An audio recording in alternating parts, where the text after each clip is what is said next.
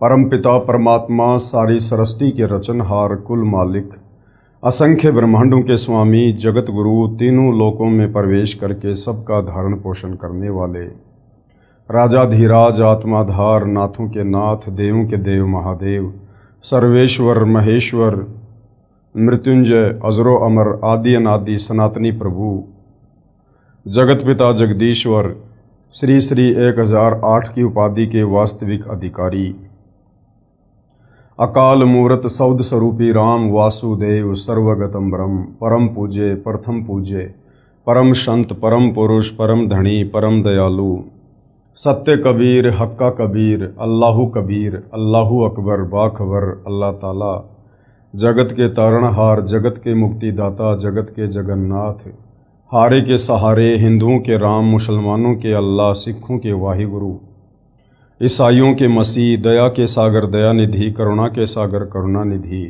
स्वयंभू परिभू संकट मोचन कष्टहरण मंगल करण दुख भंजन अविगत कबीर निर्विकार निर्विषम परमात्मा अलय अलेख सतगुरु आदि अनादि सतगुरु असली मर्यादा पुरुषोत्तम असली राम असली कृष्ण असली घनश्याम असली मुरारी राजाओं के राजा महाराजाओं के महाराजा शहंशाहों के शहंशाह सम्राटों के सम्राट भगवानों के भगवान अल्लाहों के अल्लाह प्रभुओं के प्रभु मसीहाओं के मसीह सच्चे वाहिगुरु बाबाओं के बाबा पीरों के पीर सेठों के सेठ जगत सेठ सावलसा सेठ सर्वगुण संपन्न अनंत कोटि कलाओं के स्वामी अनंत कोटि ब्रह्मांडों के नायक योगियों में महायोगी ध्यानियों में महाध्यानी सिद्धों में परम सिद्ध ज्ञानियों में तत्वज्ञानी ब्रह्म ज्ञानी महाज्ञानी परम ज्ञानी सर्वश्रेष्ठ ज्ञानी विज्ञानी युवा कबीर समर्थ कबीर असमवात अमित ओजा सच्चे रहनुमा करीम अल्लाह सुभान अल्लाह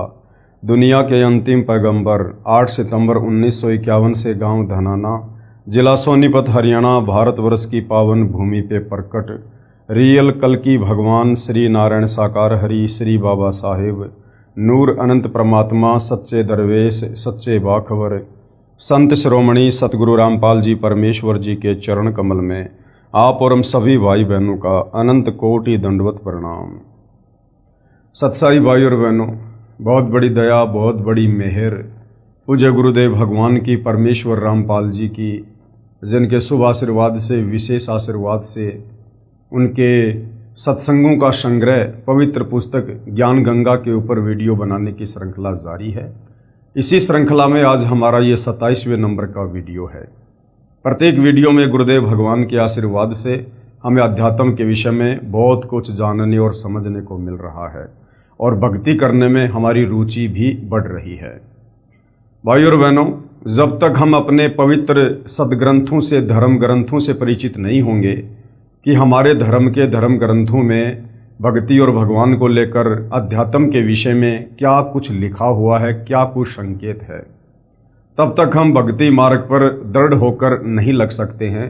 हम कोई भी मर्यादा विशेष नहीं निभा सकते हैं और ना भक्ति करने में हमारी कोई विशेष रुचि बनेगी।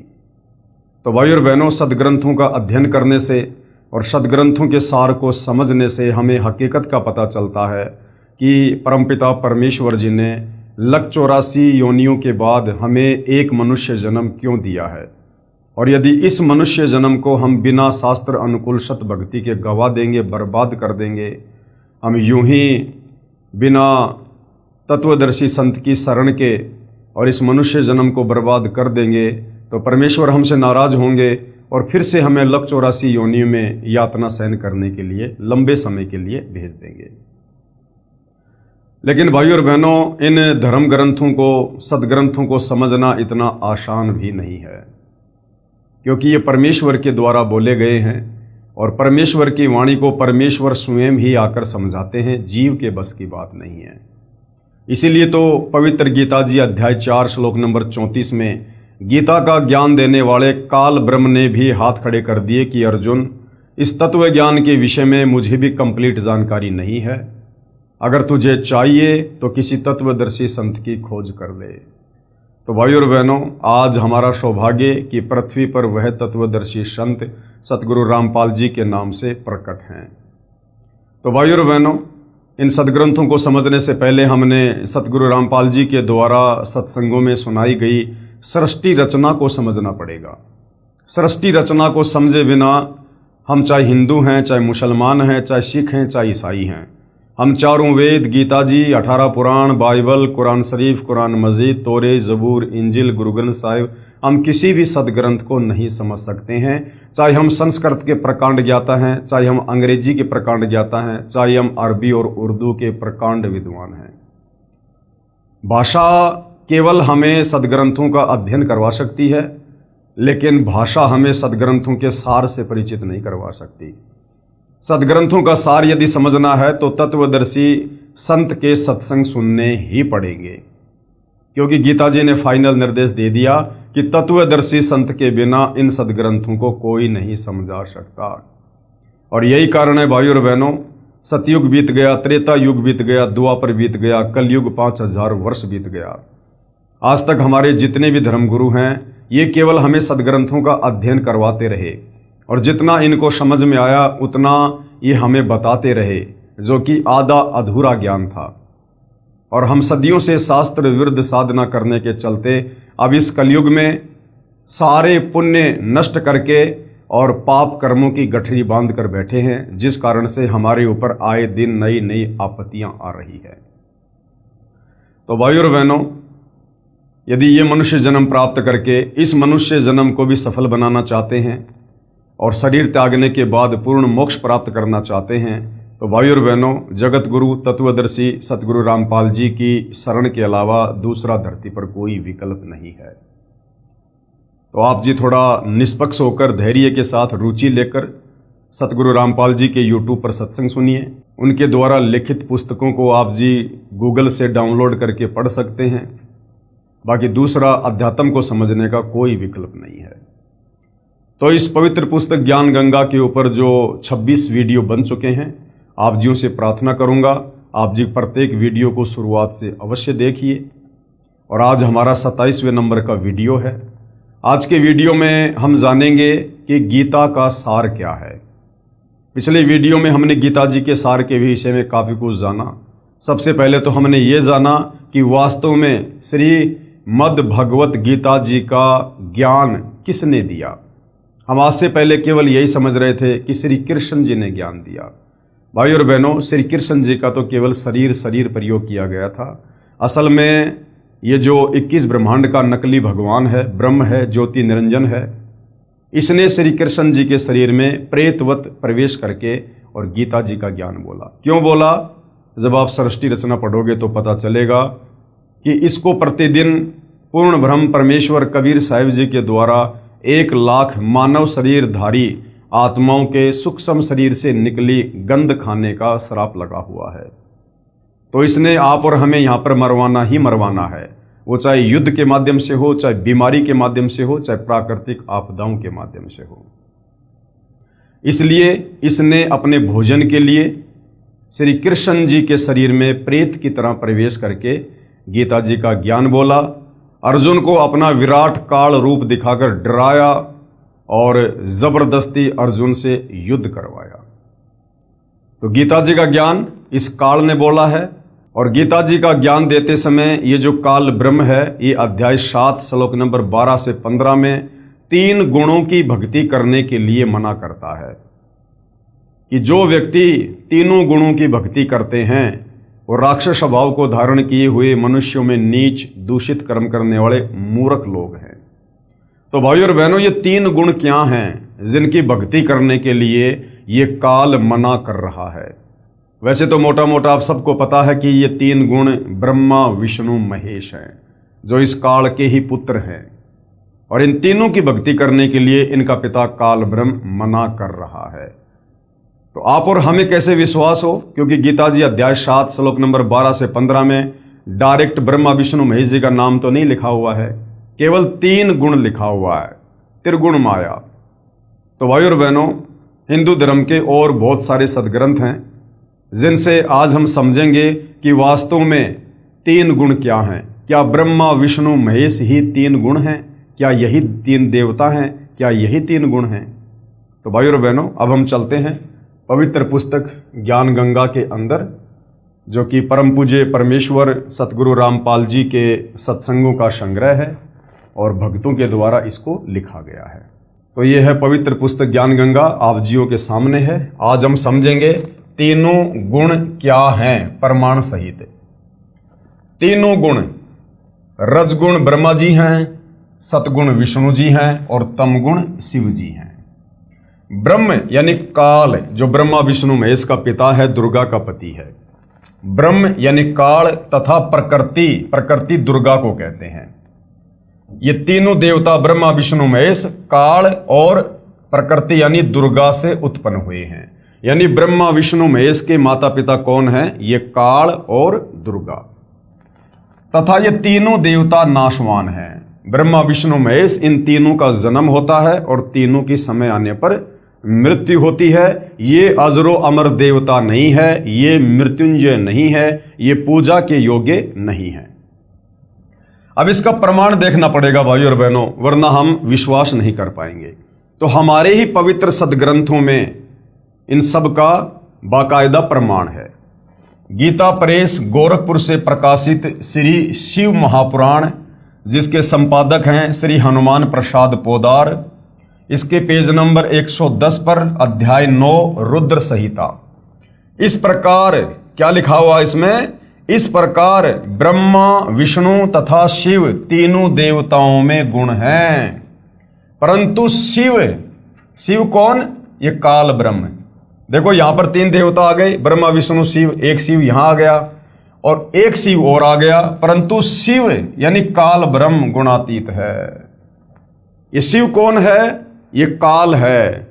ये अपने तीनों पुत्रों का रूप धारण करके और ये अपना खेल खेलता है। ये अपने ओरिजिनल काल रूप में किसी को भी दर्शन नहीं देता है। ये आपने गीता जी में पढ़ लिया कि अर्जुन, मैंने तेरे ऊपर प्रसन्न होकर अपना ये विराट रूप दिखाया, काल रूप, अन्यथा किसी भी जप से तप से कोई भी मेरे इस रूप के दर्शन नहीं कर सकता। क्योंकि सृष्टि रचना में आपने पढ़ा कि इसको कबीर परमेश्वर की तरफ से एक श्राप लगा हुआ है, प्रतिदिन 1 लाख आत्माओं के आहार करने का।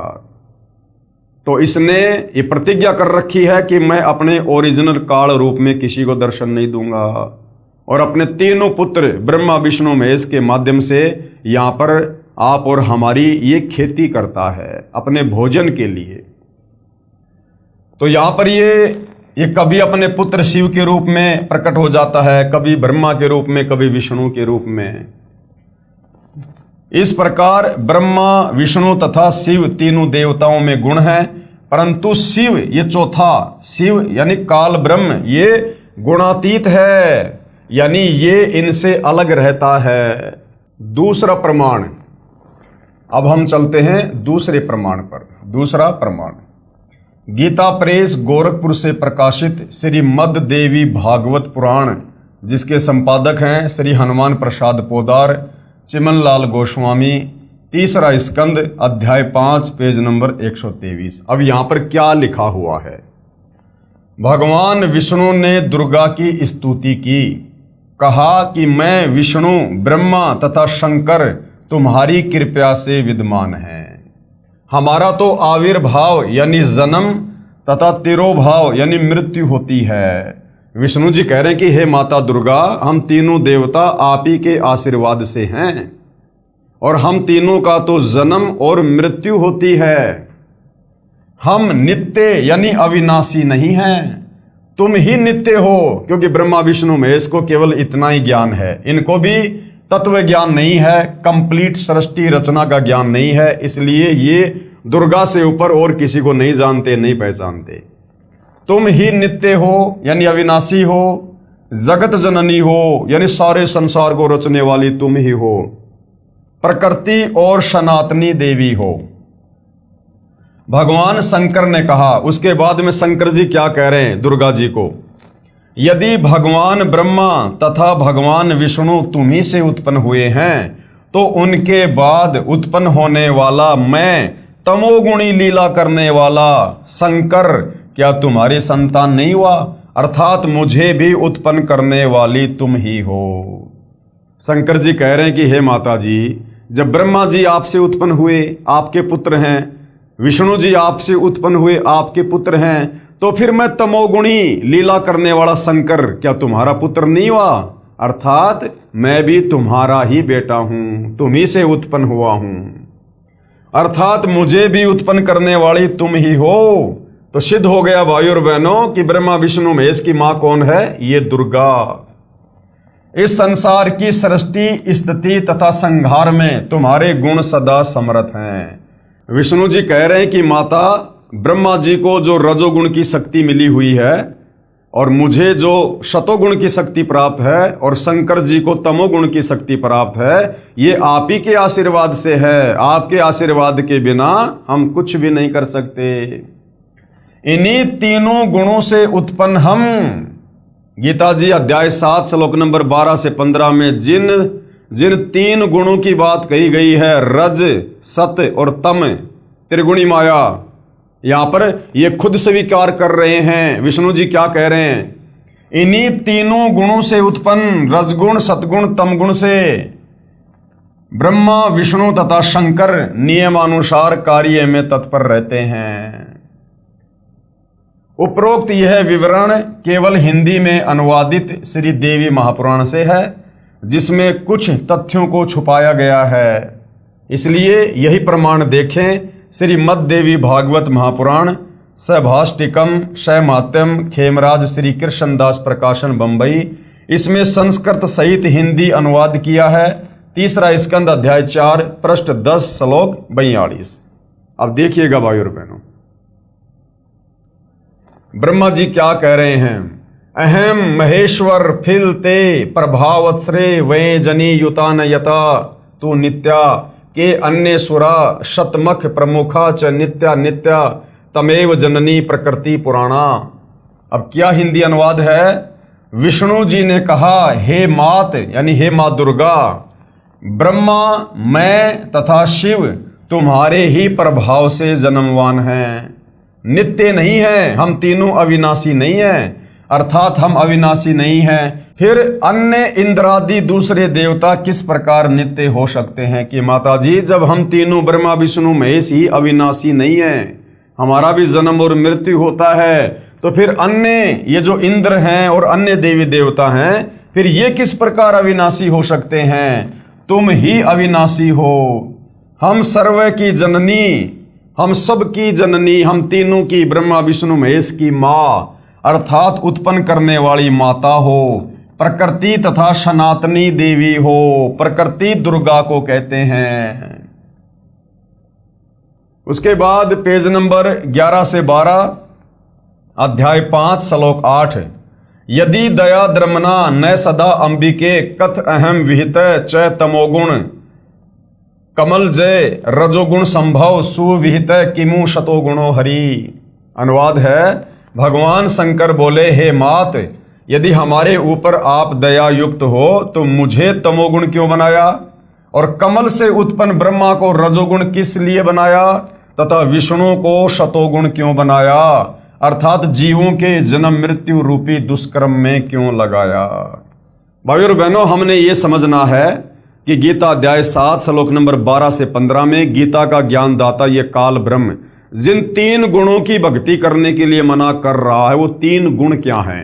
तो यहां पर क्लियर हो रहा है कि तीन गुण हैं, रजगुण ब्रह्मा, शतगुण विष्णु, तमगुण शंकर। ये खुद यहां पर बयान कर रहे हैं कि कमल से उत्पन्न ब्रह्मा को रजोगुण किस लिए बनाया तथा विष्णु को शतोगुण क्यों बनाया, अर्थात जीवों के जन्म मृत्यु रूपी दुष्कर्म में क्यों लगाया। और शंकर जी कह रहे हैं कि आपने मुझे तमोगुण क्यों बनाया? तो तीनों देवता ही तीनों गुण हैं, ब्रह्मा विष्णु महेश एक एक गुण युक्त हैं।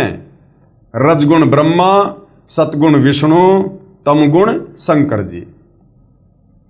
उसके बाद श्लोक नंबर 12। रमे से स्वपति पुरुष सदा तव गति नहीं विदम वे शिव। उसके बाद ये क्या कह रहे हैं अपनी माता जी को? अपने पति पुरुष अर्थात काल भगवान के साथ सदा भोग विलास करती रहती हो, आपकी गति कोई नहीं जान सकता। अर्थात ये दुर्गा इस काल की पत्नी है, दुर्गा इस काल की पत्नी है। और ब्रह्मा विष्णु महेश की मां कौन ही? दुर्गा। ब्रह्मा विष्णु महेश का पिता कौन? ये काल। तो आज से पहले तो भाई और बहनों इसी बात के ऊपर पर्दा पड़ा हुआ था कि ब्रह्मा विष्णु महेश नाशवान है या फिर ये अविनाशी हैं। तो अब हमारे धार्मिक सदग्रंथ ये क्लियर कर रहे हैं कि ब्रह्मा विष्णु महेश ये तीनों देवता नाशवान है, इनका जन्म और मृत्यु होता है, ये अविनाशी नहीं है, नित्य नहीं है। और इनकी माँ ये प्रकृति अर्थात दुर्गा है और इनका पिता काल भगवान है। फिर तीसरे स्कंद में क्या लिखा है? तीसरा स्कंद पेज नंबर 14 अध्याय 5 श्लोक 43। एक मेवा द्वितीयम यत ब्रह्म वेदा वदंती व सा किम त्वम वाष्पेशो वा किम संदेह विनिवर्ते। अनुवाद, जो कि वेदों में अद्वितीय केवल एक पूर्ण ब्रह्म कहा है, क्या वह आप ही हैं या कोई और है? मेरी इस शंका का निवारण करें। ब्रह्मा जी की प्रार्थना पर देवी ने कहा। आपने सृष्टि रचना में सुना कि जब प्रथम बार समुद्र मंथन में इस काल के आदेश से दुर्गा ने ब्रह्मा जी को 4 वेद दिए। ब्रह्मा जी ने चारों वेदों को पढ़ा तो पता चला कि कोई ब्रह्म है, वो साकार है, तेजोमय शरीर है, नर आकार है। तो ब्रह्मा ने फिर अपनी माता दुर्गा से पूछा कि माता, ये ब्रह्म कौन है? वेदों में तो लिखा कि कोई ब्रह्म है, और मैं आपसे पूछा करता था कि मेरा पिता कौन है, तो आप कह दिया करती थी कि मैं तेरा पिता हूं, मैं तेरी मां हूं। लेकिन वेदों में तो ब्रह्म कोई और है। तब दुर्गा ने हकीकत बतानी पड़ी कि बेटा ब्रह्म है, लेकिन वो तुझे दर्शन नहीं देगा। तो यहां पर वही विवरण है जो कि वेदों में अद्वितीय केवल एक पूर्ण ब्रह्म कहा है। क्या वह आप ही हैं? ब्रह्मा कह रहा अपनी मां से कि वेदों में जो ब्रह्म है, क्या वो आप ही हैं या कोई और है? मेरी इस शंका का निवारण कीजिए। ब्रह्मा जी की प्रार्थना पर देवी ने क्या कहा? इस संस्कृत में लिखा हुआ है, हम सीधे अनुवाद पे चलते हैं। फिर देवी दुर्गा ने क्या कहा? देवी ने कहा, यह है सो मैं हूं, यानी जो वेदों में लिखा हुआ ना ब्रह्म, वो मैं ही हूं। जो मैं हूं सो ये है, और जो मैं तेरे सामने हूं वो ही वेदों में लिखा हुआ ब्रह्म है। मति के विभ्रम होने से भेद भासता है, यानी तेरे को मति भ्रम हो गया। मति भ्रम यानी तेरी बुद्धि ढंग से काम नहीं कर रही ब्रह्मा, इसलिए तेरे को ये भ्रम हो रहा है कि ब्रह्म कोई और है। हम दोनों का जो सूक्ष्म अंतर है, अब यहां कह रही है हम दोनों का। अब यहां पर खुद ही अपने से ब्रह्म को अलग दर्शा रही है। ऊपर तो कह रही है कि ये है सो मैं हूं, जो मैं हूं सो ये है, और नीचे क्या कह रही है? हम दोनों का जो सूक्ष्म अंतर है, इसको जो जानता है वही मतिमान अर्थात तत्वदर्शी है। नीचे खुद ही साबित कर रही है कि हां मैं अलग हूं और ब्रह्म अलग है, और कह रही है कि हम दोनों का जो सूक्ष्म अंतर है, यानी मुझे दुर्गा को और ब्रह्म यानी काल को जो दो अलग अलग साबित कर देगा, समझना वही तत्वदर्शी संत है। तो भाई और बहनों, ये अद्भुत कार्य इन धार्मिक सदग्रंथों का निचोड़ निकालकर इस धरती पर वर्तमान में केवल सतगुरु रामपाल जी ने किया है। सतगुरु रामपाल जी के सत्संग करने से पहले इस पृथ्वी पर किसी को दुर्गा के पति का भी नाम नहीं पता था। सब दुर्गा को माता कहते थे, माता दुर्गा, माता दुर्गा माता। सिंदूर लगाती है, 16 श्रृंगार करती है, लेकिन आज तक हमारा कोई भी धर्मगुरु ये नहीं बता पाया कि दुर्गा का पति कौन है। अगर हम उसको मां कह रहे हैं तो उसका पति भी तो होगा। वो अपनी मांग में सिंदूर भर रही है, कुंवारी लड़की तो सिंदूर नहीं भरती। तो भाई और बहनों, ये सारा का सारा खजाना हमारे धर्म ग्रंथों में था, लेकिन तत्व ज्ञान के अभाव में ये हमारे नादान धर्म गुरु हमें निष्कर्ष निकाल कर नहीं दे पाए।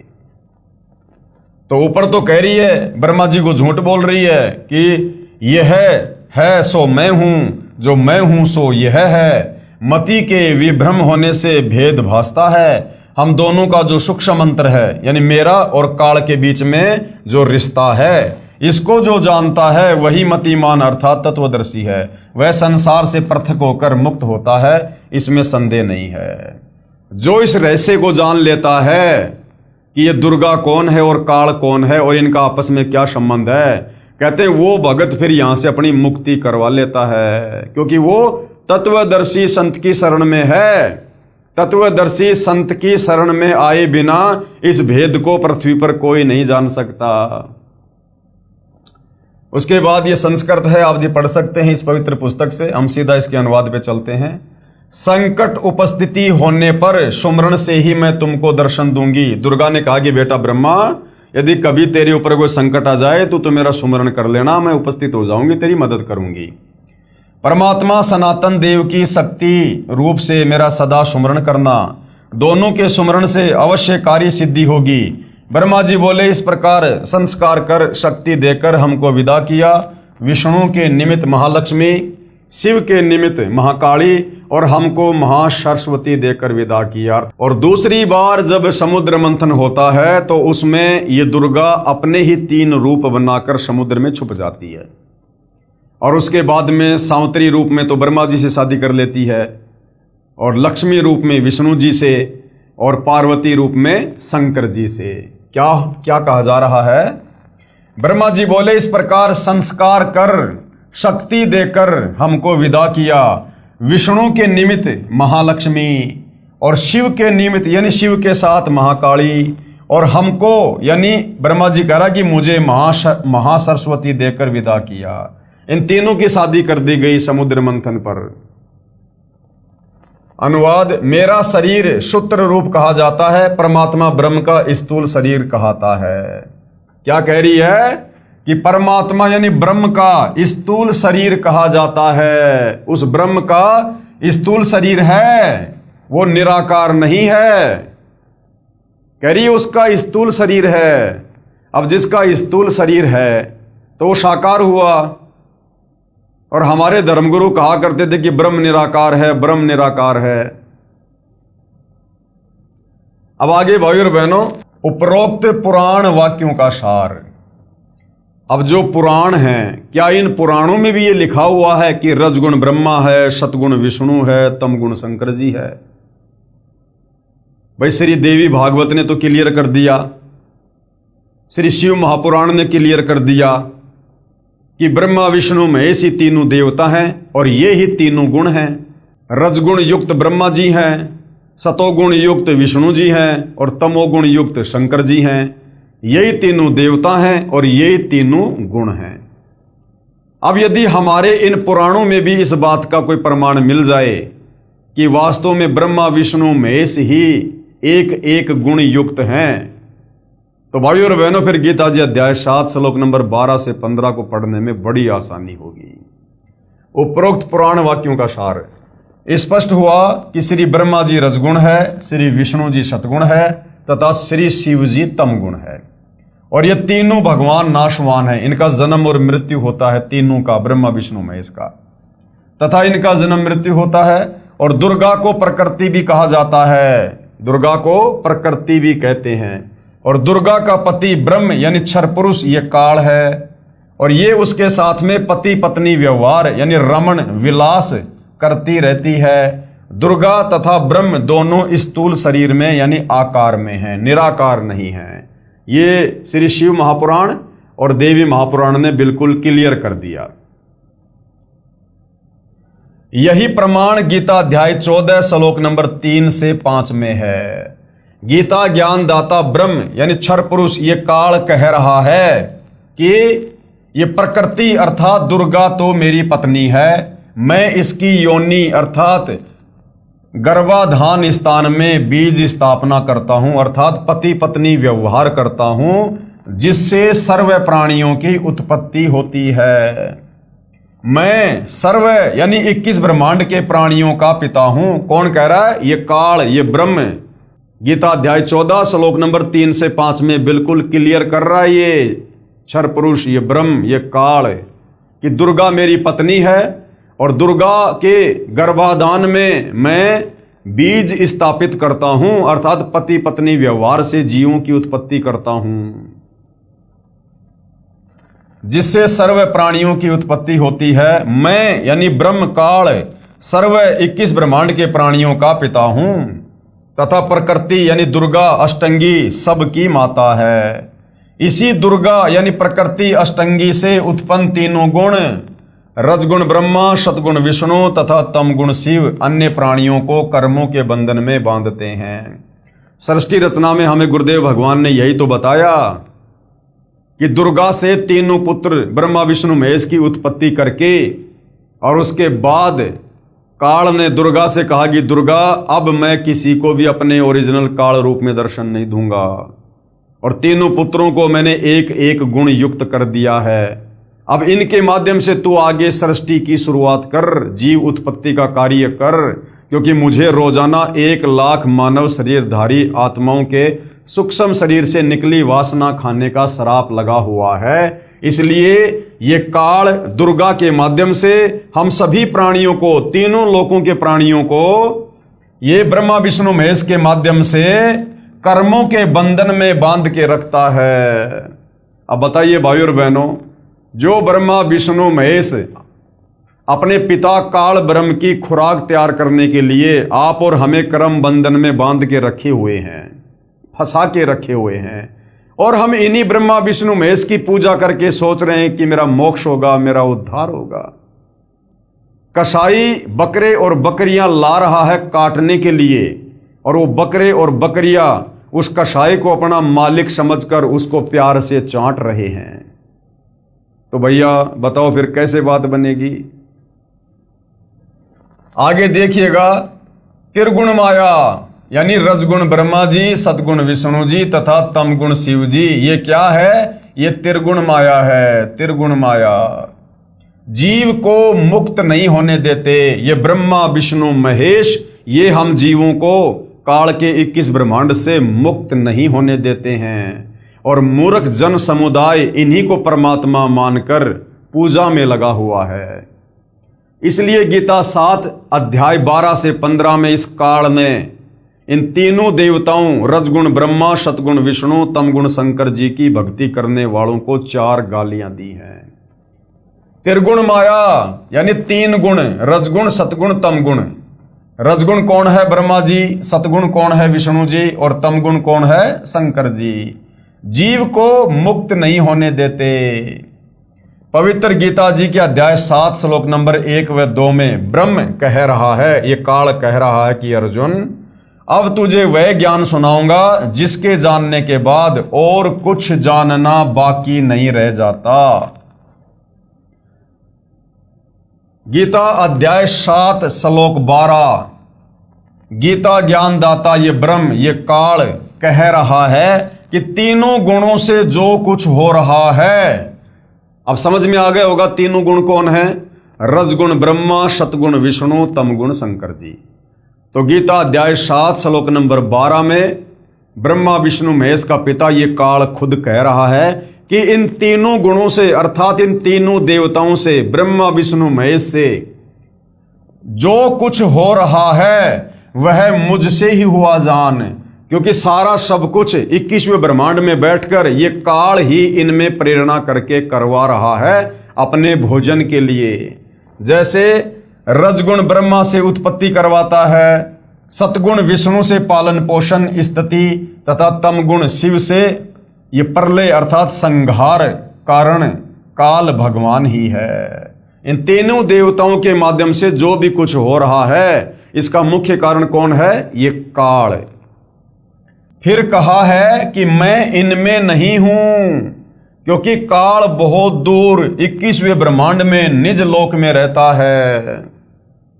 इन तीनों को एक एक गुण से युक्त करके और एक ब्रह्मांड में 3 लोक, स्वर्ग, पृथ्वी और पाताल का जो है एक एक विभाग का मंत्री बना दिया, और ये खुद इनसे दूर 21वें ब्रह्मांड में रहता है। इसलिए क्या कह रहा है? फिर कहा है कि मैं यानी काल, मैं काल इनमें नहीं हूं, क्योंकि काल बहुत दूर 21वें ब्रह्मांड में निज लोक में रहता है, परंतु मन रूप में मौज काल ही मनाता है तथा रिमोट से सर्व प्राणियों तथा ब्रह्मा जी, श्री विष्णु जी व श्री शिव जी को यंत्र की तरह चलाता है।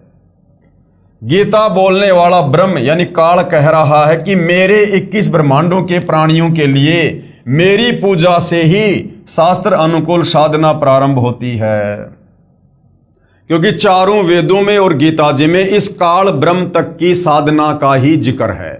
तो ये काल कह रहा कि इस 21 ब्रह्मांड में यदि वास्तव में कोई सत भक्ति है तो मुझ काल से शुरू होती है, मुझ काल से।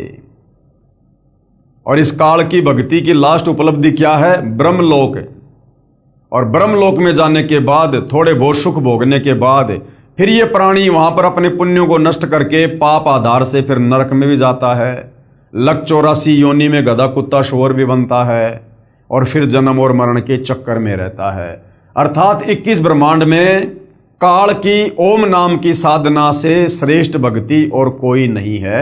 ये ब्रह्मा विष्णु महेश की भक्ति ये काल खुद रिजेक्ट कर रहा है। क्या कह रहा है? गीता बोलने वाला ब्रह्म कह रहा है कि मेरे 21 ब्रह्मांडों के प्राणियों के लिए मेरी पूजा से ही शास्त्र अनुकूल साधना शुरू होती है, जो वेदों में वर्णित है। मेरे अंतर्गत जितने भी प्राणी हैं उनकी बुद्धि मेरे हाथ में है।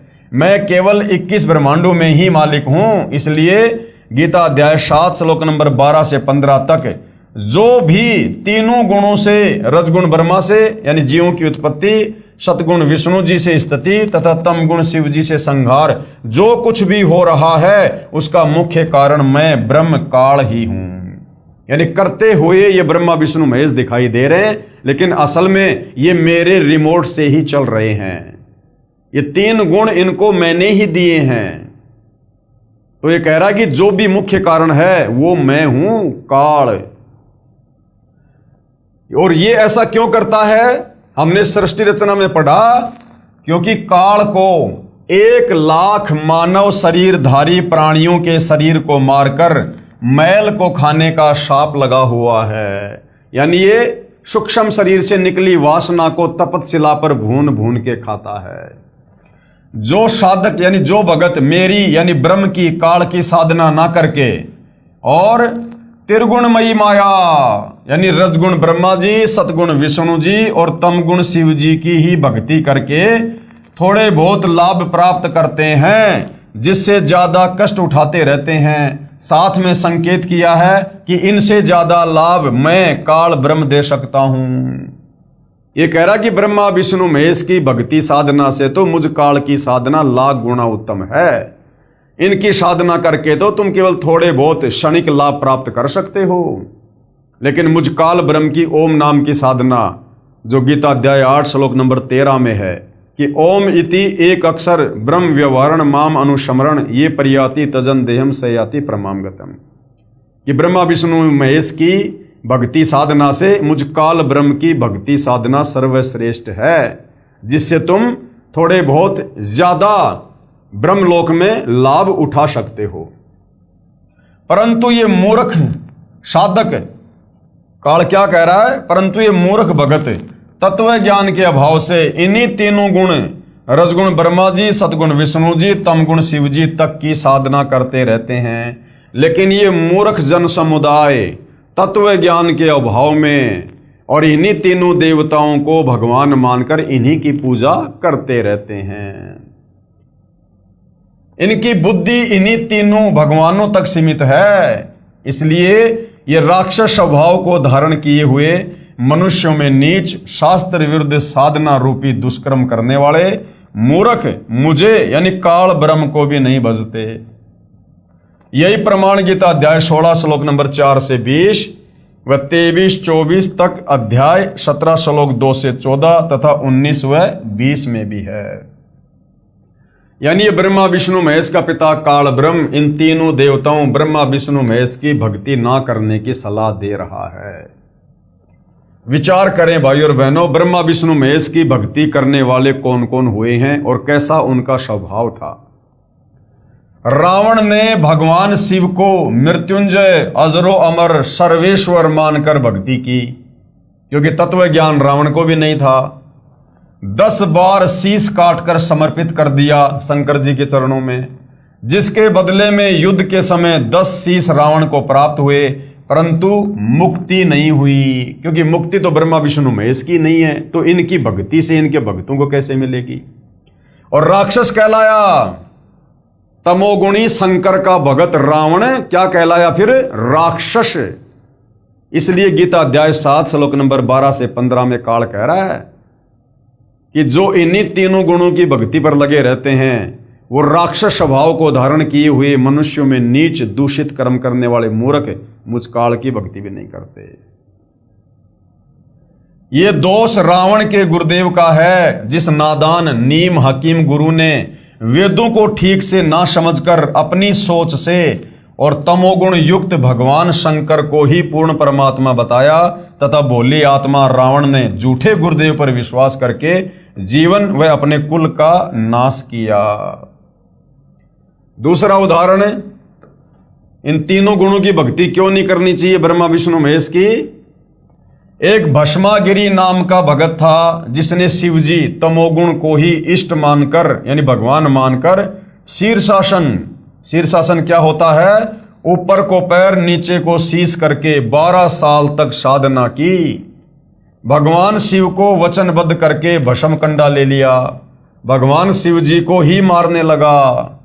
उद्देश्य क्या था कि भस्म कंडा प्राप्त करके भगवान शिव जी को मारकर पार्वती जी को पत्नी बनाऊंगा।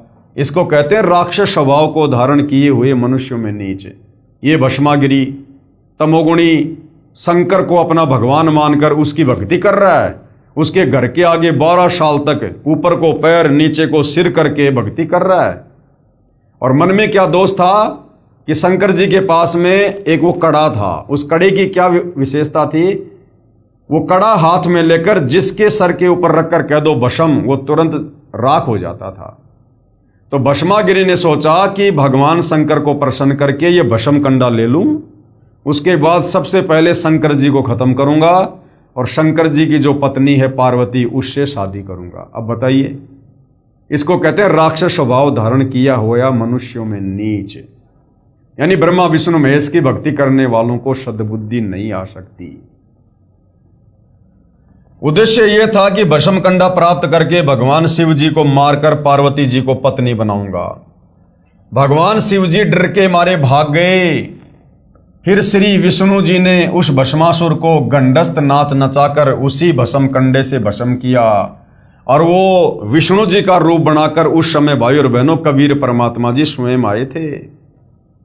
वह शिवजी तमोगुण का साधक राक्षस कहलाया और आगे चलकर वो भस्मागिरी भस्मा राक्षस कहलाया।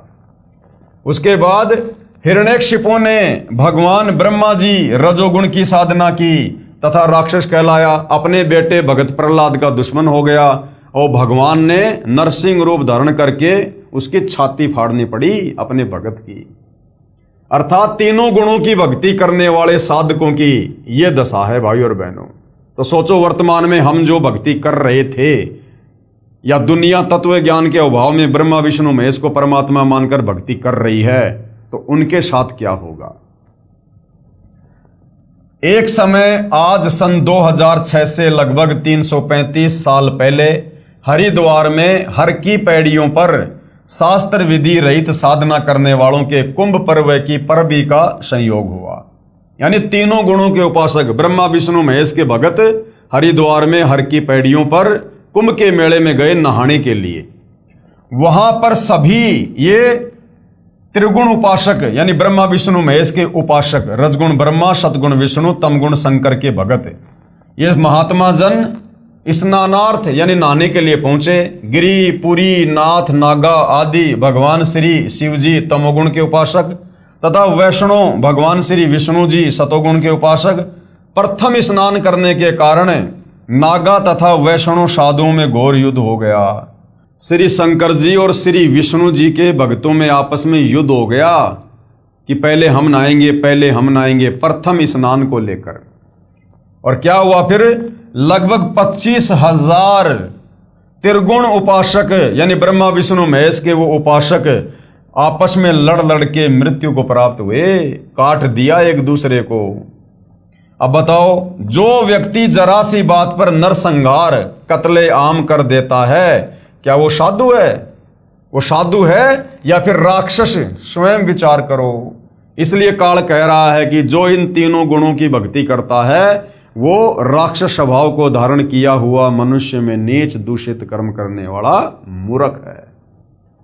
आम व्यक्ति भी कहीं स्नान कर रहे हों और कोई व्यक्ति आकर कहे कि मुझे भी कुछ स्थान नहाने के लिए देने की कृपा करें, शिष्टाचार के नाते कहते हैं कि आओ आप भी स्नान कर लो।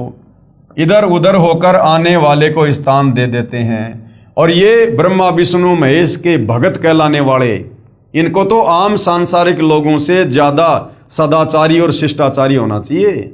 लेकिन एक छोटी सी बात को लेकर, सबसे पहले नहाने की बात को लेकर ब्रह्मा विष्णु महेश के भक्तों में आपस में इतना भयंकर झगड़ा हुआ, 25,000 ये साधु संत महात्मा आपस में कट कट के मर गए लड़ाई झगड़ा करके। तो ये प्रतिफल है ब्रह्मा विष्णु महेश की भक्ति का। इसलिए पवित्र गीता जी अध्याय 7 श्लोक 12 से 15 में कहा है कि जिनका मेरी त्रिगुणमयी माया यानी रजगुण ब्रह्मा जी, सतगुण विष्णु जी और तमगुण शिव जी की पूजा के द्वारा ज्ञान हरा जा चुका है, वे केवल मान बढ़ाई के भूखे राक्षस स्वभाव को धारण किए हुए मनुष्यों में नीच अर्थात आम व्यक्ति से भी नीचे गिरे हुए स्वभाव वाले और दुष्कर्म करने वाले मूर्ख मेरी भक्ति भी नहीं करते। काल कह रहा है कि मेरी भक्ति भी नहीं करते, कह रहा है कि ब्रह्मा विष्णु महेश से अच्छा तो मेरी भक्ति कर लो, थोड़े बहुत लाभ तो ठीक ठाक मिल जाएंगे। गीता जी अध्याय 7 श्लोक नंबर 16 से 18 तक पवित्र गीता जी के बोलने वाला ब्रह्म प्रभु कह रहा है कि मेरी भक्ति यानी ब्रह्म साधना भी 4 प्रकार के भगत करते हैं। कौन? एक तो अर्थार्थी। अर्थार्थी कौन होता है? जो धन लाभ चाहने वाले हैं, जो वेदों के अनुसार भक्ति करते हैं। मकसद क्या होता है? धन प्राप्ति। जो वेद मंत्रों से ही जंत्र मंत्र हवन आदि करते रहते हैं। दूसरा है आरत। आरत कौन होता है? जो संकट निवारण के लिए वेदों के मंत्रों का जंत्र मंत्र हवन आदि करते रहते हैं। तीसरा है जिज्ञासु भगत। जिज्ञासु कौन होता है? जो परमात्मा के ज्ञान को जानने की इच्छा रखने वाले, केवल ज्ञान संग्रह करके फिर खुद ही गुरु बन जाते हैं, वक्ता बन जाते हैं तथा दूसरों में ज्ञान श्रेष्ठता के आधार पर उत्तम बनकर, ज्ञानवान बनकर अभिमानवश भक्तिहीन हो जाते हैं। और चौथा है ज्ञानी। ज्ञानी कौन? वे भगत जिनको ये ज्ञान हो गया कि मानव शरीर बार बार नहीं मिलता, इससे भगवान की साधना नहीं बन पाई तो जीवन व्यर्थ हो जाएगा। फिर वेदों को पढ़ा, जिनसे ज्ञान हुआ कि ब्रह्मा विष्णु शिव तीनों गुणों व ब्रह्म क्षर पुरुष तथा परब्रह्म अक्षर पुरुष से ऊपर पूर्ण ब्रह्म की ही भक्ति करनी चाहिए, अन्य देवताओं की नहीं। उन ज्ञानी अच्छी आत्माओं को मैं अच्छा लगता हूं तथा मुझे वे इसलिए अच्छे लगते हैं कि वे तीनों गुणों रजगुण ब्रह्मा, सतगुण विष्णु तथा तमगुण शिव जी से ऊपर उठकर मेरी ब्रह्म साधना तो करने लगे, कम से कम ओम नाम का जाप तो करने लगे वेदों से निकाल कर, जो अन्य देवताओं से अच्छी है।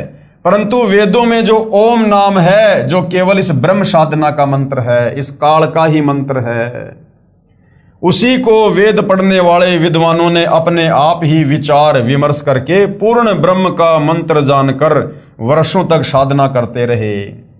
प्रभु प्राप्ति हुई नहीं, अन्य सिद्धियां प्राप्त हो गई। ओम मंत्र से और तप करने से सिद्धियां आ जाती हैं, क्योंकि पवित्र गीता अध्याय 4 श्लोक 34 तथा पवित्र यजुर्वेद अध्याय 40 मंत्र 10 में वर्णित तत्वदर्शी संत नहीं मिला। भाई तत्वदर्शी संत बताएगा कंप्लीट भक्ति विधि, इस काल की भी वास्तविक भक्ति विधि क्या है, अक्षर पुरुष की भक्ति विधि क्या है और परम अक्षर ब्रह्म कबीर देव का वास्तविक मंत्र क्या है। तो इन ज्ञानी आत्माओं को तत्वदर्शी संत मिला नहीं, जो पूर्ण ब्रह्म की साधना 3 मंत्र से बताता है। इसलिए ज्ञानी भी इस ब्रह्म काल की भक्ति करके जन्म मृत्यु के चक्कर में ही रह गए। इसलिए गीता अध्याय 7 श्लोक नंबर 18 में कह रहा है कि मेरी साधना भी, मेरी भक्ति भी अनुतमाम अर्थात घटिया है, अश्रेष्ठ है। अब कौन था इस काल की भक्ति करने वाले? अब भाइयों और बहनों, इस काल ब्रह्म की ओम नाम की साधना करने वाले कौन कौन साधक हुए हैं और क्या उनको उपलब्धि हुई? एक ज्ञानी अच्छी आत्मा महर्षि चुनक जी ने वेदों को पढ़ा तथा एक पूर्ण प्रभु की भक्ति का मंत्र ओम जानकर इसी नाम के जाप से वर्षों तक साधना की। एक मानधाता चक्रवर्ती राजा था। चक्रवर्ती राजा उसे कहते हैं जिसका पूरी पृथ्वी पर शासन हो। उसने अपने अंतर्गत राजाओं को युद्ध के लिए ललकारा, एक घोड़े के गले में चिट्ठी बांधकर सारे राज्य में घुमाया, शर्त ये थी कि जिसने राजा मानधाता की गुलामी अर्थात अधीनता स्वीकार ना हो उसे युद्ध करना पड़ेगा।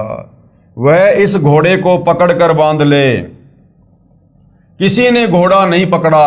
महर्षि चुनक जो इस बात का पता चला कि राजा बहुत अभिमानी हो गया है, कहा कि मैं इस राजा के युद्ध को स्वीकार करता हूं। और युद्ध शुरू हो गया। मानधाता राजा के पास 72 करोड़ सेना थी। उसके 4 भाग करके एक भाग 18 करोड़ सेना से महर्षि चुनक पर आक्रमण कर दिया। दूसरी ओर महर्षि चुनक जी ने अपनी साधना की कमाई से यानी ओम नाम की कमाई से 4 बम बना लिए तथा राजा की चारों भाग सेना का विनाश कर दिया। यानी 72 करोड़ सेना को चुनक ऋषि ने समाप्त कर दिया। अब बताओ भाइयों और बहनों, इस काल की साधना से जीव को सद्बुद्धि नहीं आ सकती। अब महर्षि चुनक जी घर से निकले थे परमात्मा प्राप्ति के लिए, भक्ति साधना करने के लिए, और वो अपना कार्य कर रहे थे। उधर से राजा मानधाता ने अपना घोड़ा छोड़ दिया। अब महर्षि चुनक को चाहिए था कि भाई राजा लोग अपना काम करेंगे और मैं भगत हूं, मैं अपना काम करूंगा। बीच में टांग नहीं अड़ानी चाहिए थी, लेकिन बीच में ये टांग जबरदस्ती इस काल ने चुनक ऋषि में प्रेरणा करके अड़वा दी।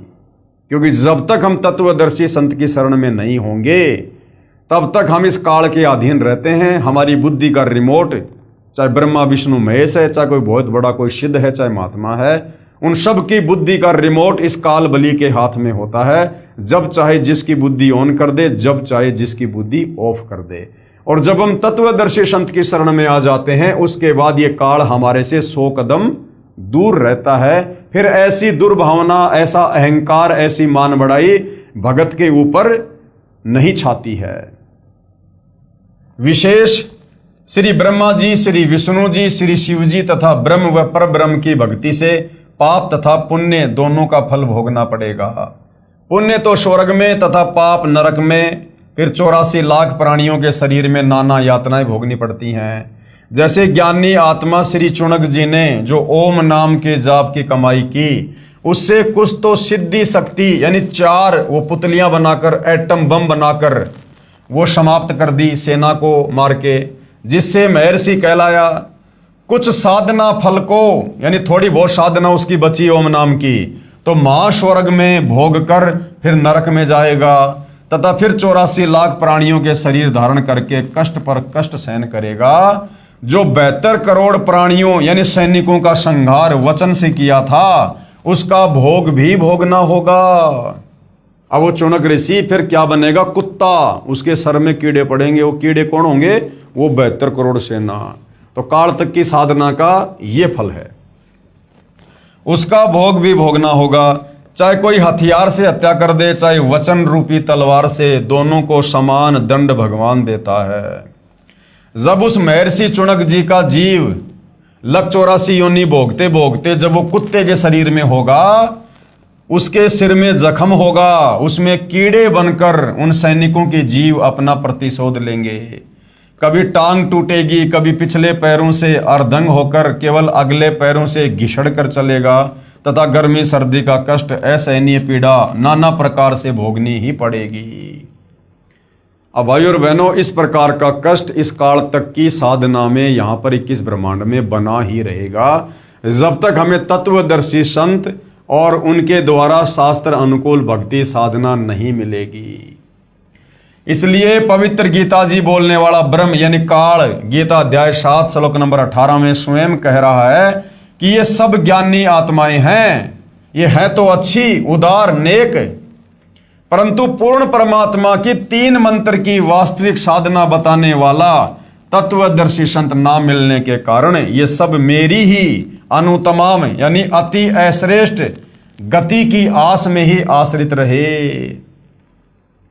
यानी भगत हैं तो बेचारे बहुत अच्छे, जो घर से निकले थे परमात्मा प्राप्ति के लिए और इन्होंने वेदों को पढ़ा। अब वेदों में भाई और बहनों जानकारी तो है परमात्मा की, लेकिन भक्ति का मंत्र है इस काल का। तो इन नादानों ने सोचा कि ये ओम नाम का मंत्र पूर्ण परमात्मा का ही है। इन्होंने जी जान लगा दी लेकिन ये तो काल का मंत्र है। अंत में काल के लोक में पहुंच गए, वहाँ थोड़े बहुत दिन महास्वर्ग में रहते हैं, उसके बाद फिर लक 84 योनि में, फिर नरक में, फिर जन्म और मरण के चक्कर में। तो इस प्रकार से काल की साधना भी घटिया है, अनुतमाम है। ये खुद गीता अध्याय 7 श्लोक नंबर 18 में स्वयं ही कह रहा है। अर्थात मेरी साधना भी अश्रेष्ठ है। इसलिए पवित्र गीता जी अध्याय 18 श्लोक 62 में कहा है। अब इस काल ब्रह्म ने खुद की साधना को तो घटिया बता दिया, फिर सही साधना क्या है, श्रेष्ठ साधना क्या है, उसके विषय में ये खुद गीता अध्याय 18 श्लोक 62 में क्या कह रहा है कि हे अर्जुन, तू सर्व भाव से यानी और सारी पूजा छोड़ दे और उस परमात्मा की शरण में चला जा जिसकी कृपया से ही तू परम शांति तथा सनातन परम धाम यानी सतलोक को प्राप्त होगा। अब भैया उसकी जानकारी केवल तत्वदर्शी संत के पास है। तो वर्तमान में पूर्ण ब्रह्म परमात्मा कबीर साहिब की वो 3 मंत्र वाली कंप्लीट साधना वर्तमान में सतगुरु रामपाल जी परमेश्वर जी के पास है, जिसके विषय में गीता अध्याय 17 श्लोक नंबर 23 में कहा है, ओम तत् सत इति निर्देश ब्रह्मण त्रिविध समर्थ। पवित्र गीता जी को श्री कृष्ण जी के शरीर में प्रेतवत प्रवेश करके ब्रह्म अर्थात काल ने बोला। फिर कई वर्षों बाद पवित्र गीता जी तथा पवित्र चारों वेदों को महर्षि वेद व्यास जी के शरीर में भूत की तरह प्रवेश करके स्वयं ये ब्रह्म क्षर पुरुष द्वारा लिपि पद भी स्वयं ही किए हैं। इनमें परमात्मा कैसा है, कैसे उसकी भक्ति करनी है तथा क्या उपलब्धि होगी, ज्ञान तो पूर्ण वर्णन है, परंतु पूजा की विधि यानी जो मंत्र हैं वो केवल इस ब्रह्म क्षर पुरुष काल तक के हैं, अर्थात ज्योति निरंजन काल तक की ही है। पूर्ण ब्रह्म की भक्ति के लिए पवित्र गीता जी अध्याय 4 श्लोक 34 में पवित्र गीता बोलने वाला ये ब्रह्म ये काल स्वयं कह रहा है कि पूर्ण परमात्मा की भक्ति व प्राप्ति के लिए किसी तत्वदर्शी संत को ढूंढ ले। तो भाई और बहनों, आज आप और हमारा परम सौभाग्य है, परम सौभाग्य कि आज वो तत्वदर्शी संत धरती पर प्रकट है और उस तत्वदर्शी संत की भूमिका खुद कबीर परमेश्वर ही निभाता है। तो क्या कह रहा है कि पूर्ण परमात्मा की भक्ति व प्राप्ति के लिए किसी तत्वदर्शी संत को ढूंढ ले, फिर जैसे वह विधि बताए वैसे ही कर। पवित्र गीता जी को बोलने वाला प्रभु यानी काल कह रहा है कि पूर्ण परमात्मा का पूर्ण ज्ञान व भक्ति विधि मैं नहीं जानता। अपनी साधना के बारे में गीता अध्याय 8 के श्लोक 13 में कहा है कि मेरी भक्ति का तो केवल एक ओम अक्षर है, जिसका उच्चारण करके यानी ओम ओम करके अंतिम श्वास तक जाप करने से मेरी वाली परम गति को प्राप्त होगा। कहाँ? ब्रह्मलोक में जाएगा। ब्रह्मलोक से फिर वापस जन्म मरण में आएगा, लक 84 में नरक में। फिर गीता अध्याय 7 श्लोक 18 में कहा है कि जिन प्रभु चाहने वाली आत्माओं को तत्वदर्शी संत नहीं मिला तो पूर्ण ब्रह्म की साधना जानता हो, जो पूर्ण ब्रह्म की साधना जानता हो, इसलिए वे उदार आत्माएं मेरे वाली अनुतमाम यानी घटिया अति अनुत्तम परम गति में ही आश्रित हैं। यानी तत्वदर्शी संत के अभाव में वो अच्छी आत्माएं जो वेदों से ओम नाम को निकाल कर जाप कर रही हैं, वो तत्वदर्शी संत की शरण के अभाव में मेरी ही घटिया साधना कर रही हैं, परमात्मा की साधना जानकर। पवित्र गीता जी बोलने वाला प्रभु यानी काल स्वयं कह रहा है कि मेरी साधना से होने वाली गति अर्थात मुक्ति भी अति अश्रेष्ठ है, घटिया है। अध्याय 7 श्लोक नंबर 18 में। इसके बाद भाई और बहनों, अन्य देवताओं रजगुण ब्रह्मा जी, सतगुण विष्णु जी, तमगुण शिव जी की पूजा अनजान ही करते हैं। यानी जिनको तत्व ज्ञान नहीं है, आध्यात्मिक ज्ञान नहीं है, वो नादान लोग ही ब्रह्मा विष्णु महेश यानी तीनों गुणों की भक्ति करते हैं।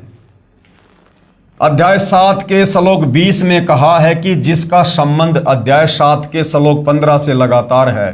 श्लोक 15 में कहा है कि त्रिगुणमयी माया जो रजगुण ब्रह्मा जी, सतगुण विष्णु जी, तमगुण शिव जी की पूजा तक सीमित है तथा इन्हीं से प्राप्त क्षणिक सुख के द्वारा जिनका ज्ञान हरा जा चुका है, ऐसे असुर स्वभाव को धारण किए हुए नीच व्यक्ति, दुष्कर्म करने वाले मूर्ख मुझे भी नहीं बसते। कौन कह रहा है? ये काल। फिर गीता अध्याय 7 के श्लोक 20 में उन भोगों की कामना के कारण जिनका ज्ञान हरा जा चुका है, वे अपने स्वभाववश प्रेरित होकर अज्ञान अंधकार वाले नियम के आश्रित अन्य देवताओं को पूजते हैं। अध्याय 7 के श्लोक 21 में कहा है कि जो जो भगत जिस जिस देवता के स्वरूप को श्रद्धा से पूजना चाहता है, उस भगत की श्रद्धा को मैं उसी देवता के प्रति स्थिर करता हूं। अध्याय 7 के श्लोक नंबर 22 में यह काल कह रहा है कि वह जिस श्रद्धा से युक्त होकर जिस देवता का पूजन करता है, क्योंकि उस देवता से मेरे द्वारा ही विधान किए हुए कुछ इच्छित भोगों को प्राप्त करते हैं। जैसे मुख्यमंत्री कहे कि नीचे के अधिकारी मेरे ही नौकर हैं, मैंने उनको कुछ अधिकार दे रखे हैं जो उनके यानी अधिकारियों के ही आश्रित है, वह लाभ भी मेरे द्वारा ही दिया जाता है, परंतु पूर्ण लाभ वो अधिकारी नहीं दे सकते। अध्याय 7 के श्लोक 23 में वर्णन है कि परंतु उन मंद बुद्धि वालों का वह फल नाशवान होता है। देवताओं को पूजने वाले देवताओं को प्राप्त होते हैं, यानी देवताओं के लोक में चले जाएंगे, वहां पर थोड़े बहुत समय के लिए कोई गण बन जाएंगे, उनके नौकर बन जाएंगे। मद भगत मतावलंबी, जो वेदों में वर्णित भक्ति विधि अनुसार भक्ति करने वाले भगत भी मुझको प्राप्त होते हैं, यानी ओम नाम की साधना करने वाले मुझ काल को प्राप्त होते हैं, अर्थात काल के जाल से कोई बाहर नहीं निकलता। यानी भाइयों और बहनों, ये काल कह रहा है कि जो व्यक्ति मेरी भक्ति ना करके और इन अन्य देवी देवताओं की भक्ति पर लगे हुए हैं, उन मूर्खों को ये नहीं पता कि उन देवी देवताओं की भक्ति करने के चलते जो थोड़े बहुत सुख यानी लाभ उनको प्राप्त होते हैं, जैसे थोड़े बहुत समय के लिए स्वर्ग में चला गया, फिर नरक में, छोटे मोटे काम यहां पर हो गए सिद्ध, तो ये काल कह रहा कि वो लाभ भी मेरी शक्ति से ही उन भक्तों को मिल रहे हैं। जिस प्रकार गांव का सरपंच है और गांव का सरपंच गांव वालों को कुछ अच्छे कार्य करके कोई धर्मशाला बनवा दे, कोई रोड बनवा दे, कोई नाली को पक्की करवा दे, कोई ट्यूबवेल लगा दे, वो गांव वालों को थोड़े बहुत कुछ लाभ दे रहा है, लेकिन वो सरपंच वो लाभ नहीं दे सकता जो लाभ मुख्यमंत्री दे सकता है। और गांव वाले केवल सरपंच के ही पीछे लग रहे हैं और किसी को जानते नहीं, मानते नहीं कि सरपंच ही हमारा मुख्यमंत्री है, हमारा सब कुछ है। तो फिर मुख्यमंत्री कहे कि उन नादान, उन मूर्ख गांव वालों को यह पता ही नहीं है कि उस सरपंच से ज्यादा लाभ तो यदि वो डायरेक्ट मेरे से संपर्क करें तो मैं दे सकता हूं, अन्यथा सरपंच से जो लाभ प्राप्त हो रहा है वो भी मेरे द्वारा, मेरे सिस्टम से ही हो रहा है, वो सरपंच कुछ भी देने में सक्षम नहीं है। तो इसी प्रकार ये काल कह रहा है कि इस तत्व ज्ञान को अच्छे से ना समझकर और जो मेरी भी भक्ति नहीं करते हैं और केवल ये ब्रह्मा विष्णु महेश से नीचे देवी देवताओं की भक्ति में लगे रहते हैं, तो देवी देवताओं की भक्ति से वो सुख, वो लाभ नहीं हो सकता जो मुझ काल ब्रह्म की ओम नाम की साधना से मिल सकता है। और वो देवी देवताओं की साधना से थोड़े बहुत जो लाभ मिल रहे हैं, ये काल कह रहा कि वो भी मेरे आशीर्वाद से मिल रहे हैं, वो भी मैंने ही विधान बना रखा है। कहने का मतलब है, अगर किसी को 21 ब्रह्मांड में ही रहना है, इस काल के लोक में ही रहना है, और यदि गधा कुत्ता सुअर भी बनना है, नरक में भी जाना है, जन्म मरण के चक्कर में भी रहना है और रहना 21 ब्रह्मांड में ही है, तो काल कह रहा कि नादानो फिर क्यों ना मेरी ओम नाम की साधना करो। बार बार तो नरक में नहीं जाओगे, बार बार तो तपस्या पे नहीं जाओगे, काफी लंबे समय तक मेरी ओम नाम की साधना से मैं तुम्हें ब्रह्मलोक में रखूंगा, मां स्वर्ग में रखूंगा, लेकिन अंत में जाना फिर पड़ेगा तुम्हारे को जन्म मरण में, लक 84 में, नरक में। विशेष अध्याय 7 के श्लोक 20 से 23 में कहा है कि वे जो भी साधना किसी भी पितर की, भूत की, देवी देवताओं आदि की पूजा स्वभाववश करते हैं, जैसे हम श्राद्ध निकालते हैं तो श्राद्ध निकालना ये भूतों की पूजा है। मैं ब्रह्म काल ही उन मंद बुद्धि लोगों भक्तों को उसी देवता के प्रति आसक्त करता हूं। वे नादान भगत देवताओं से जो लाभ पाते हैं, मैंने काल ने ही देवताओं को कुछ शक्ति दे रखी है, उसी के आधार पर उनके यानी देवताओं के पुजारी देवताओं को प्राप्त हो जाएंगे। लेकिन रहेंगे काल के जाल में। परंतु उन मंदबुद्धि भक्तों की वह पूजा 84 लाख योनियों में शीघ्र ले जाने वाली है। यानी ज्यादा समय तक वो स्वर्ग में नहीं रह सकते। देवी देवताओं की पूजा करने वाले स्वर्ग में अपना पुण्य भोग के फिर तुरंत लक 84 में चले जाएंगे। तथा जो मुझे यानी काल को भजते हैं वे तपतशिला पर फिर मेरे महास्वर्ग ब्रह्मलोक में चले जाएंगे और उसके बाद जन्म मरण में ही सदा रहेंगे। मोक्ष प्राप्त नहीं होगा। 21 ब्रह्मांड से बाहर नहीं निकल सकते काल की ओम नाम की साधना करते करते। भावार्थ है कि देवी देवताओं व ब्रह्मा विष्णु शिव तथा माता से भगवान ब्रह्म की साधना अधिक लाभदायक है। यानी ब्रह्मा विष्णु महेश दुर्गा और नीचे के देवी देवताओं से इस काल की ओम नाम की भक्ति अच्छी है। यानी लंबे समय तक महास्वर्ग में रहोगे, ब्रह्मलोक में रहोगे, लेकिन आना फिर पड़ेगा। भले ही महास्वर्ग में गए भगत का स्वर्ग समय 1 महाकल्प तक भी हो सकता है, परंतु महास्वर्ग में शुभ कर्मों का सुख भोग कर फिर नरक तथा अन्य प्राणियों के शरीर में कष्ट बना रहेगा। पूर्ण मोक्ष नहीं, अर्थात कालजाल से मुक्ति नहीं। अब भाइयों और बहनों, और प्रमाण हमारे धर्मशास्त्रों में, पवित्र गीता व पवित्र वेदों में अन्य देवताओं की पूजा तथा पितृ पूजा, श्राद्ध निकालना तथा भूत पूजा, अस्थियां उठाना अर्थात फूल उठाना, पिंड भरवाना, मंडियों की पूजा करना मना किया है। पवित्र चारों वेदों अनुसार साधना का परिणाम केवल स्वर्ग महास्वर्ग प्राप्ति, मुक्ति नहीं। यानी चारों वेदों के अनुसार हम जो साधना करेंगे, चारों वेदों में जानकारी तो है कबीर परमेश्वर की, पूर्ण ब्रह्म की, लेकिन भक्ति का मंत्र केवल ओम है और ये ओम है इस काल का। तो काल के ही जाल में रहेंगे चारों वेदों और गीता जी के अनुसार भक्ति करते करते, जब तक हमें तत्वदर्शी संत नहीं मिलेगा और जब तक तत्वदर्शी संत हमें वो कंप्लीट 3 मंत्र का जाप जो पूर्ण ब्रह्म परमेश्वर कबीर साहिब का है, जब तक वो नहीं देगा, हम काल के 21 ब्रह्मांड से बाहर निकलकर मुक्त नहीं हो सकते। तो पवित्र चारों वेदों अनुसार भक्ति का परिणाम क्या है? केवल स्वर्ग में चले जाओगे, महास्वर्ग में चले जाओगे, लेकिन मोक्ष नहीं होगा।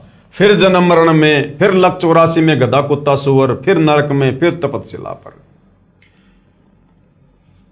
पवित्र गीता अध्याय 9 श्लोक 20 और 21 में कहा है कि जो मनोकामना सकाम सिद्धि के लिए मेरी पूजा तीनों वेदों में वर्णित साधना शास्त्र अनुकूल करते हैं, अर्थात ओम नाम का जो जाप करते हैं, वे अपने कर्मों के आधार पर महास्वर्ग में आनंद मनाकर फिर क्या होगा? फिर जन्म मरण में आ जाते हैं। अर्थात यज्ञ चाहे शास्त्र अनुकूल भी हो, उनका एकमात्र लाभ सांसारिक भोग, स्वर्ग और फिर नरक व 84 लाख योनियां ही हैं।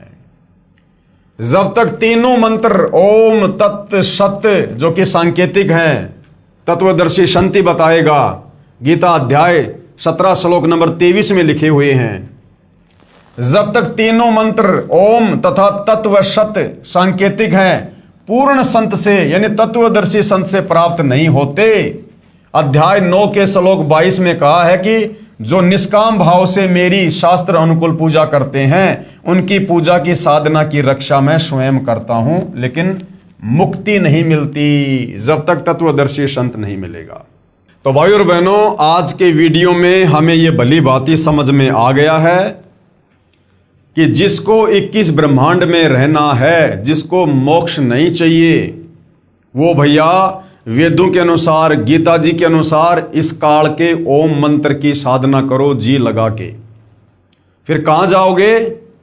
इसके ब्रह्मलोक में जाओगे, महास्वर्ग में जाओगे, वहां लंबे समय तक रहोगे, 1 महाकल्प तक रहोगे, हजारों युगों तक रहोगे, सर्व भोग भोगोगे, बकवाद करोगे, वैश्यावर्ती करोगे। उसके बाद जब हमारी ओम नाम की कमाई खत्म हो जाएगी, जब हमारा रिचार्ज खत्म हो जाएगा, ये काल हमें वहां से नीचे उठा के पटक देगा। जैसे यहां से हमारी मृत्यु हो जाती है, ऐसे वहां मृत्यु हो जाएगी। फिर कहां जाएगा वो? जितने समय उसने वो महास्वर्ग भोगा है, उतना ही समय फिर वो नरक भी भोगेगा, लक 84 योनि में भी जाएगा, ये है इस काल की वेदों में वर्णित ओम नाम की साधना का फल।